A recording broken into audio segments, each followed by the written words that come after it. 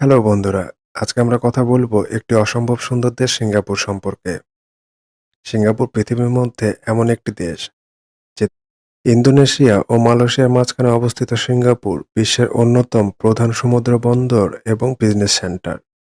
চলুন বন্ধুরা, সিঙ্গাপুর সম্পর্কে জানা যাক কিছু আশ্চর্যজনক তথ্য। সিঙ্গাপুর শব্দটি একটি মালয় শব্দ সিঙ্গাপুরা থেকে এসেছে।